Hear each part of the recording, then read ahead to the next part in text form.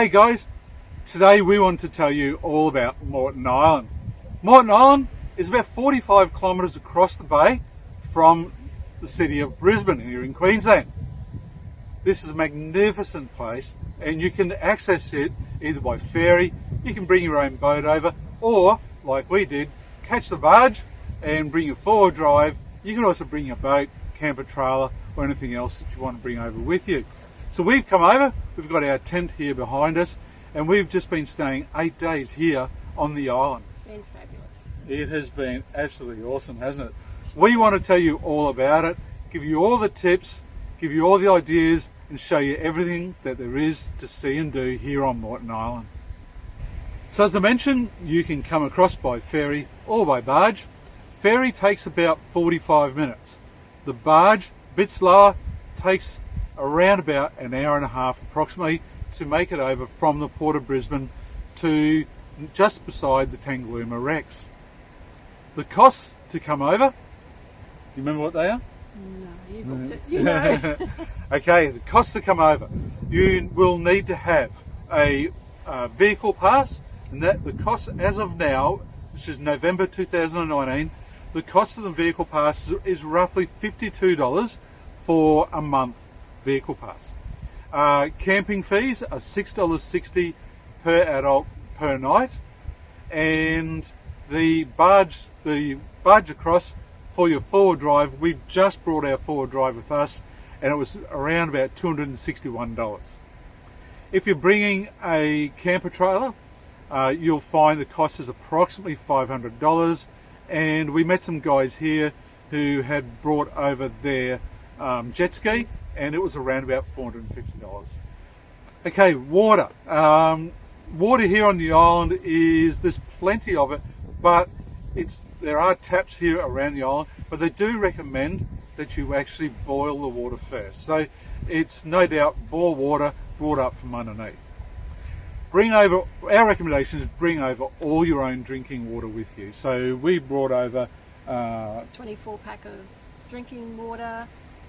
We also brought over our and we brought our own. portables. Yeah, we also brought two portable containers with another 30 litres of water, and we used our bottled water for drinking. We used the 30 litres of water in portable containers. We use that for our toothbrushes, And washing up, and those sorts of things. And then we use the water here from the island. We use that for our solar shower. Portable toilet to flush. And also for washing. Yep. We wash some clothes in it. It's fine. And to do the washing, what did you do? Just brought over our collapsible laundry basket and used the old hand wash. So we just had our collapsible, there we go, collapses down to that. It's awesome, and that's what we did for washing. And when I say we, Adele, so Adele just hand washed in there. And hung it on our little clothesline. Yep, in the background you should be able to see our clothesline, and that was how we did our washing. Easy.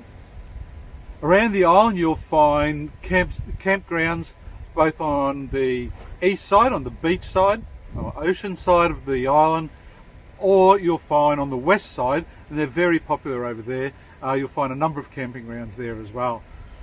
Each camping ground has different facilities, and you'll find some that will have toilets, showers. All the showers on the island are cold showers, and dump points. If you bring a portable toilet like we did, then there's a dump station at the Benawa camping grounds, and at Benawa, it's very popular there, great spot.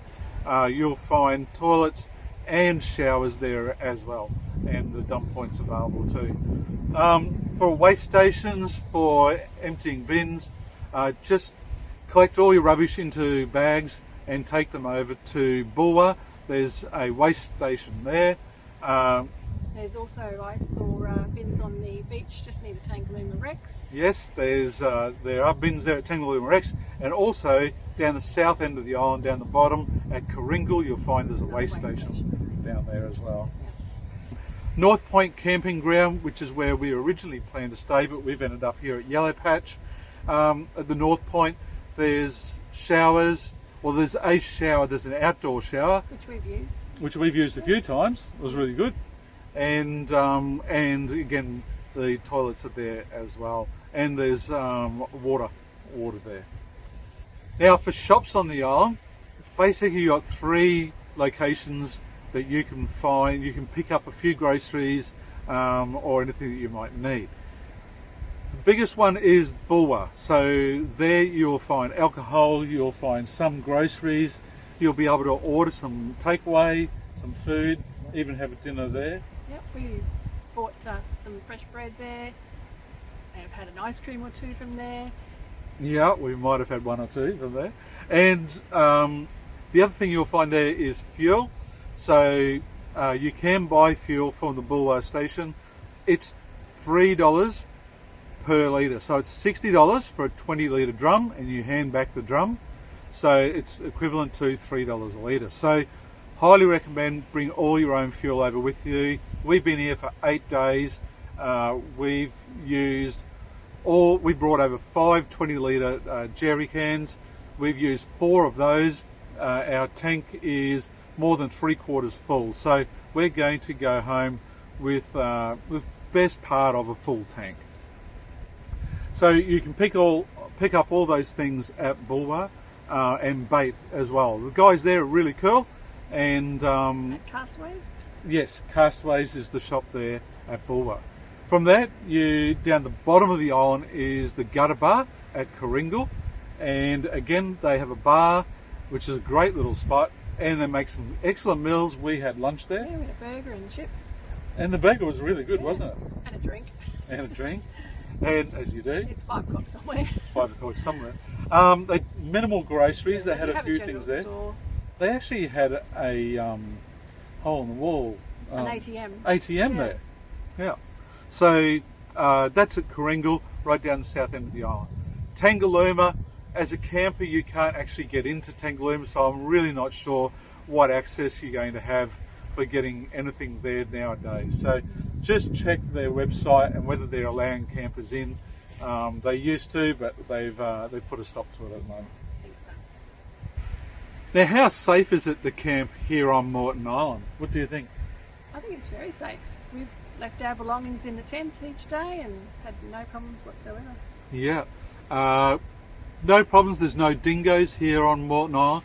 In fact, it's fairly void of wildlife here. So we really have seen a couple of small monitor lizards. And that's about it. And that's about it. There hasn't really been much else at all. So there's no kangaroos.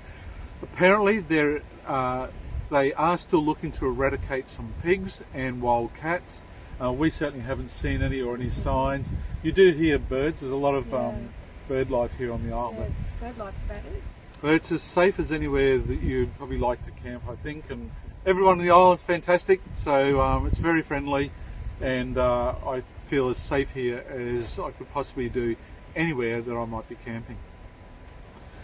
Now, driving around the island here on Moreton Island, best to do it either. There's not as much beach to work with here, so once 2 hours after low tide, you're starting to work with a lot of soft sand.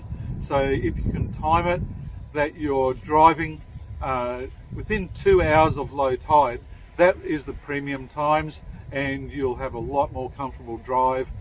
You won't be digging up the tracks, and also you won't be using up anywhere near as much fuel, which, you know, if you haven't brought any over and you're buying it here, it can get quite expensive. So yeah, ideally driving probably 2 hours either side of low tide, or what we've stayed up here at Yellow Patch because we knew we were going to spend a lot of our time up here at the top end of the island, and so, you know, we've got Cape Moreton up here, the lighthouse, Champagne Pools. We've got Honeymoon Bay, and just everything up here. So Bulwer's not very far. So we've decided to stay up this top end, and a lot of our time's been spent up here. And except for one day there, we took a lap around the island, and a couple of trips over to Bulwer and down to Blue Lagoon. Do you need a four-wheel drive on Moreton Island? Well, yes, you do. Moreton Island is the 3rd largest sand island in the world. you will need a four-wheel drive to get around. There's no doubt about that. The higher the clearance, the better. Some patches of the island can be quite soft, especially over the weekends when there's a lot of traffic here. A lot of people do come over from Brisbane to the island on Friday and spend the Friday, Saturday, Sunday here, and the tracks do get a lot more work during that time. Get chopped up. Yeah, they get chopped up. So you'll definitely need a four-wheel drive over here on the island. During the week, Monday to Friday, it's very, very quiet, except if it's peak periods, Easter, school holidays and Christmas, things like that. We're right at the northern end of the island here at Yellow Patch, and the Caringle is down on the south end of the island. To get from here down to that bottom end, low tide driving, straight down the beach, around the ocean beach, you're looking at around about an hour's drive without any stops along the way. So in around about 2.5 hours, you can do a full circle of the island, again without any stops. And of course, there's a lot of things to see around the island, so you're going to spend, well, we left the other day at just on 8 o'clock in the morning, and we got back just on 8 o'clock at night. So it took us we had a great day out, and spent 12 hours just driving around here around the island, and finished off with seeing a magnificent sunset over at Bulbo, didn't we? Yeah. So getting around the island, you can get right around the entire island, but just work with the tides, and it'll be a fun trip for you as well. You can hire four-wheel drives. Talking to some guys here who had hired a four-wheel drive, they said there was 2 in Brisbane, and you'll find 2 places in Brisbane who will hire you a four-wheel drive to come over onto Moreton Island.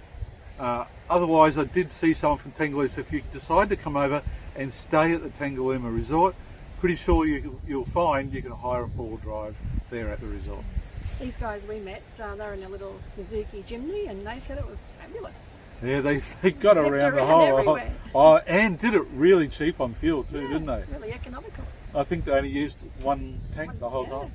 So did really good. Can you bring pets on the island? Sorry, Moreton Island is a national park. No pets are allowed. When you come over the island, you will see some dogs here on the island. They are the dogs and pets of people who live here on the island, but no other pets can be brought over onto the island. Tangalooma Resort here on Moreton Island has a number of features available at the resort. And one of the main attractions is the dolphin feeding.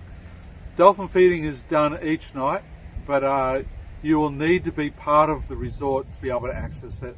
If you've been camping here on the island, such as we are, and unfortunately at the moment there's no access to the wild dolphin feeding at night time. Which is a shame. It is. Phone coverage here on the island, it's hit and miss. It's all over the place. There's only the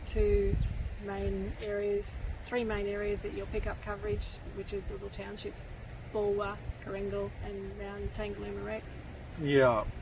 Cape Moreton, if you go up to the lighthouse, that's probably been our best location for getting coverage. At the information centre, which is really interesting to go through as well. So. Yes, if you go up, when you come over here to Moreton Island, you've got to go up to see the lighthouse, and on your way up you'll see the information house there, and that used to be the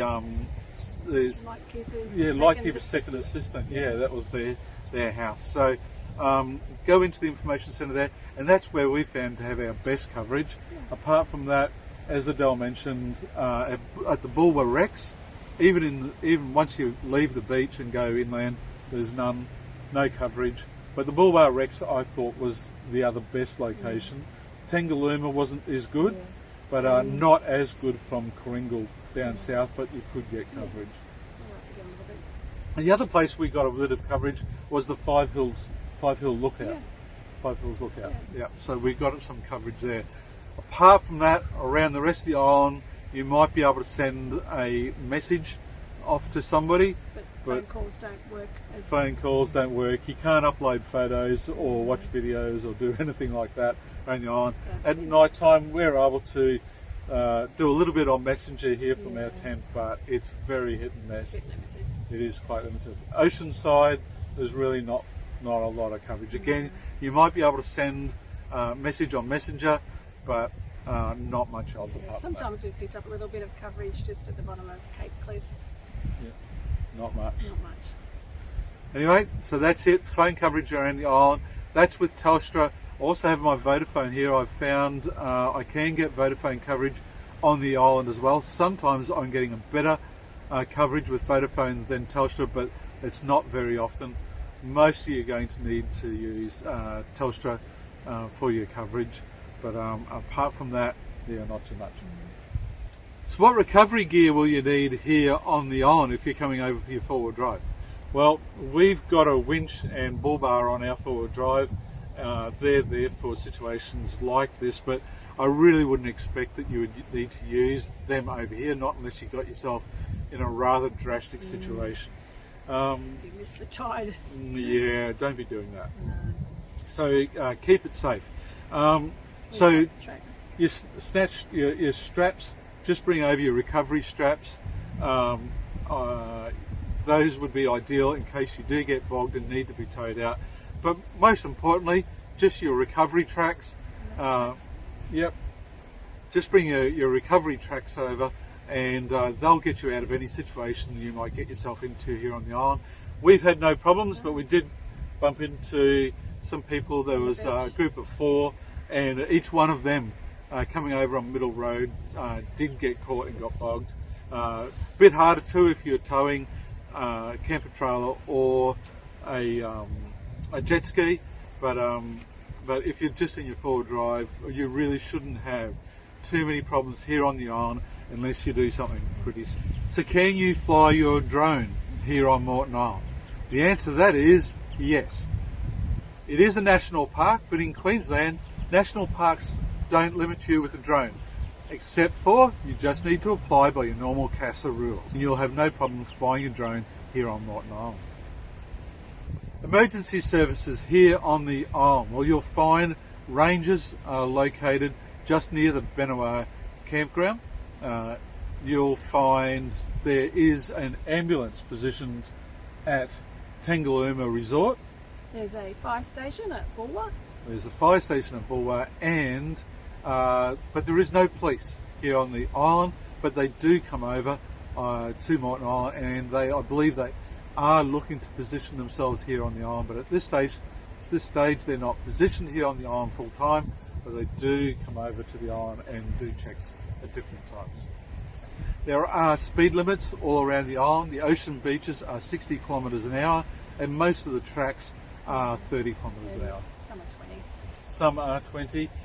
You'll see signs, speed signs around the island. Just apply those. So just remember, the ocean beach here, the maximum speed limit is 60 kilometres an hour. Still have to wear your seatbelt just like you do on the roads. Yes, all your road rules apply. Keep to the left, and you really shouldn't have any problems. Common sense just applies. Are there any powered sites here on the island? No powered sites. They're all just camping sites, unpowered sites here throughout the island. Swimming on the island, there are no patrol beaches here on the island, no lifesavers at all. So the ocean beaches, you will find some gutters where it's at the right tide. It would be safe to have a swim. We found a few days where it's been beautiful and calm, just near Cape Moreton, near Cape Cliff. We've had a swim there a couple of times and it's been awesome. But we've also been there a couple of times and it's been very rough. So you've got to pick your day and pick your weather, and that'll tell you whether you can. So a few gutters on the ocean beaches. Apart from that, there's some brilliant spots to have a swim. Straight out the front of us here at Yellow Patch and North Point, there's some beautiful spots to swim there. Little lagoons. Yeah, some little lagoons, and even straight out into the beach as well. Snorkeling and even some spearfishing up around the North Point, up the top there. And that's where you'll also find champagne pools And magic spot. it's a brilliant spot, isn't it? We were there again today. It was just great. And just around from Champagne Pools is Honeymoon Bay. Honeymoon Bay. That is just spectacular as well. So great spot to swim. And of course, all along the western side, you'll find you can just walk out and have a swim along most of those locations. And the Tangalooma wrecks, well, you've got to bring your snorkeling gear over here to the island and snorkel around the Tangalooma wrecks. They are amazing. You can kayak, you can use your stuff. It's just everything around there. Yeah, the wrecks that are there at Tangalooma, there's now coral growing off them, and the fish around there are just amazing. So just a beautiful place to snorkel. A couple of sandflies. Now there are sandflies here on the island. Really important. Bring all your lotions with you. Adele prefers to use the locals. I use generally any sprays, rid, off, anything like that. But whatever works for you, you'll need to bring that over here to the island. About this time of year, November, you'll start seeing the horse flies, march flies, whichever you prefer. Those are the bigger bastards that they bite and they hurt. So yeah, not a lot you can do about them either. So you'll find those starting to pick up now and go right through to March, April. But there's not been too many of them here at the moment. But over the next month or so, you'll start seeing more and more of those. Shirts like your fishing shirts, they're fantastic. Nice long sleeves, and they'll keep you protected. Yeah, and cover up. We've always said the best time for camping over here is winter time. The months through from May, June, July, they're just fantastic. So where's the best places to camp on the island? Well, as we mentioned, we're here at Yellow Patch. Yeah, we've loved it here. We like it here, but there's no facilities, but it is a great spot. We've been able to get great breezes, but without any really strong winds. Although we had one night and we got blown away, didn't we? We've got a view of the water. You can just see the water through trees, and it's close to the North Point campground, which we've used for our water and the outdoor shower. So that's handy enough to get to. We haven't been hot on Moreton at all, while the temperatures over in Brisbane have been getting quite warm. So yeah, they've had 37 degrees over home, stinking hot. And we've been fine here. Otherwise, there's the western side of the island, which is where you'll land when you come across on the barge or the ferry. Great spots to camp there. You've got views out over the water, and you'll see the sunsets at night time, and they're just stunning, aren't they? Yeah. There's also great spots all the way along the ocean beach. Blue Lagoon Campgrounds, very popular. It's in behind the dunes, so rather protected there from the winds. But if you get further down the beach, you can get open spots straight open to the beach and the ocean, and you'll have fantastic views, especially during humpback whale season. You'll have fantastic views to see dolphins and get great breezes down there. You can camp all around the island, different zones, and they're all great for their own reasons. Certainly if you want to see stunning sunsets, they're on the other side. Sunrises, you'll see them from the ocean beaches here, and this is a nice protected spot here at the top. And North Point, great area to stay. Will we talk about fishing here on Moreton Island? No, we don't need to talk about fishing. Yes, we do. No. It's been great fishing. No, it hasn't. It's been very caught ordinary. a few fish. Oh, you're such a show-off. Well, I caught another 4 today. Couldn't keep them, but I caught How many another did 4. I get again today? None. No. How many did you get yesterday? 3. How many did I get yesterday? Did you get one? No. Oh well. Yeah, so 7 to 0 in 2 days. All right, fishing here on the island. There's great fishing around the island. It hasn't been that prolific here at the moment, but certainly during the winter months you'll catch tailor and all sorts of things here from the island. Heaps of dart, brim, flatty, whiting, whatever you like. It's all here on Moreton Island, and get up around the rocks, and you'll catch dewies. Yeah, you'll catch dewies here on the island.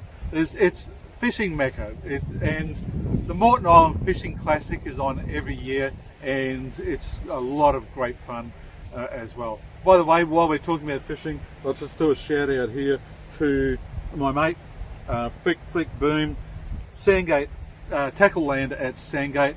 Mark is absolutely awesome. Drop in and see the guys there for all your tackle and fishing needs. We're not sponsored by them at all, but they are really great guys and they do a fantastic job, and you just won't get a better tackle shop anywhere. They know heaps. So fishing here on the island is awesome, but there are a couple of things to know. Well, first of all, before we get to that, heaps of bait here around the island you can get as well. So you can get yabbies here, walk along the ocean beach and get pippies. If you know how to catch worms, ocean worms, they're here as well. If you're not sure how to, YouTube it, check out how it's done, because it's a lot of fun just catching them as well at the same time. We didn't bring any bait, and we've brought no bait at all. Catching it all here. Yep, catching it all here. So we've been using pippies and worms, and we looked at getting some yabbies, but we didn't end up getting any of those. So otherwise you can catch your fish and reuse fillets that way as well. And so tons of ways here on the island to be able to go fishing and utilise the same baits that the fish that are here are used to actually biting on. So highly recommend that. Now, the important thing to know here on the island is there are a number of green zones. Yay! So we've had people actually contact us and tell us they have been caught out on the ocean beach. It's important to recognise that from Cape Moreton, you've got a couple of 100 metres down the beach where you can, from Cape Cliff, where you can fish, and it's non-green zone. But about a couple of 100 metres down, you'll see a sign back up in the dune. You'll see a sign that says it's National Park. That actually applies to the ocean there, and that's a signal that it's the start of the green zone. Get a hold of a map before you come over and study it, and make sure you understand where your green zones are. For I don't know, half a kilometre down the beach, down to Spitfire Creek, just past that you'll see the next sign, and that's where the green zone stops. So in a green zone you can't fish and you can't collect any bait, so you can't take pippies, worms or anything like that. You can't even collect shells from the beach. You can use a boat. Well, the green zone is still there. You would need to be out past the green zone. But read up on all those things. Here at the rocks, up on Cape Moreton, there is green zone in there as well. So again, check to see where that is. And also up Heath Island. Yeah, around Heath Island. So there is a green zone there too. And Mirapool Lagoon, down the very south of the island, there's another green zone down there. So check where you can fish. We've had guys contact us on the blog to tell us that they have been picked up in the green zone here. It's not hard to do. We've actually stopped and let a number of people know over the course of the few days we've been here that they were actually fishing in the green zone. We just let them know, only because we didn't want to see them fined. We weren't trying to be. Yeah. Fishing on the island, it's awesome. So make sure you bring over your gear and get out there. Have some fun. I've had fun. Yeah. Yes. Yeah, Adele has. So she's caught several dart, a number of brim. She got a little flatty this morning and a little Tom barracuda, whatever you call it. Yeah, pike, barracuda, whatever you want to call it. It was a mixed bag today. Yeah, it was a real mixed bag this morning. So Moreton Island, there's certainly plenty of fishing here. Great spot for that. Make sure you bring over your rods and have a great time. What is there to see and do here on Moreton Island? So let's run through them as quickly as we can, hey? Start at Tangalooma. Tangalooma. So you've got the Tangalooma wrecks. Don't miss them. Get snorkeling around there. Magnificent, swimming off the beach. Then there's the Bulwa wrecks. Bulwa wrecks, another great spot. You can snorkel around them and have a swim. come round past Yellow Patch, you've got Champagne Pools, you've got Honeymoon Bay. And just before you get to there is the Five Hills Lookout. Yeah. So we headed up there one afternoon for the sunset. Bloody amazing, don't miss it. Just take the inland track from Bulwer through to Yellow Patch and you'll see it on the way. Yep. And so once we're here, We're Champagne Pools, Honeymoon Bay, Honeymoon Bay. Cape Moreton Lighthouse, Head up to the Information lighthouse. Centre up at the lighthouse as well.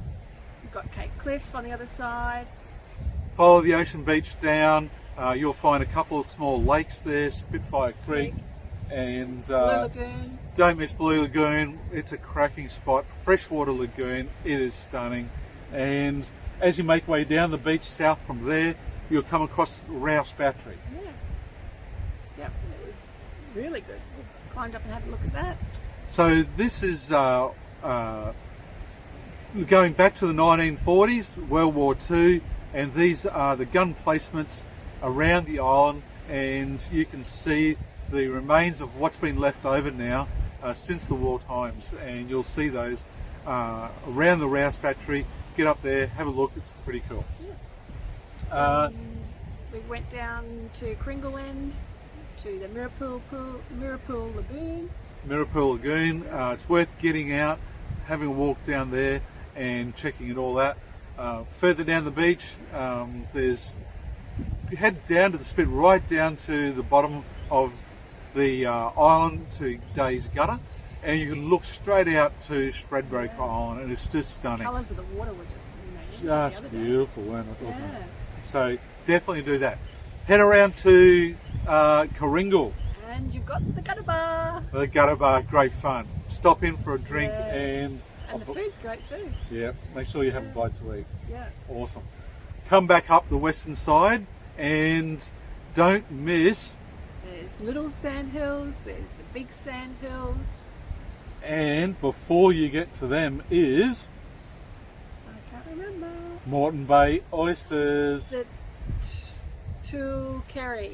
Tulkerry oysters. They're Moreton Bay oysters. Absolutely awesome. Yummo. Stop in, get yourself a feed. You will not regret it. Sandy chucked some for us, and we scored the last few that day. It was very lucky. Yeah, we were pretty lucky. Shark Spit, wasn't it called? Yeah, shark spit. Come past Shark Spit. There's Big some sa- more wrecks. Big sand hills, little sand hills, as Adele said. Some more wrecks as you come further up the island and before you reach Tangalooma. And then once you've done that, take the Tangalooma bypass back around the other side. And if you're staying at Tangalooma, then you're laughing, just drive on into the resort. But that's your way around the island. There's also the Rouse Battery Walk. So there's an inland walk that takes you right across the island. If you're feeling really energetic, you can check that out too. And we didn't actually get up there, but there's another walk up to Mount Tempest, Yes. which is the highest point. Highest point on the island. We did plan to do that one, but Yeah. someone was catching too much fish, and I was too busy having to clean them, and Fill at them. yeah, Anyway, what a show off. you've had your fishing trip. This was my time. Yeah, whatever, Trevor. So that's it, Moreton Island. Hope you enjoyed the video.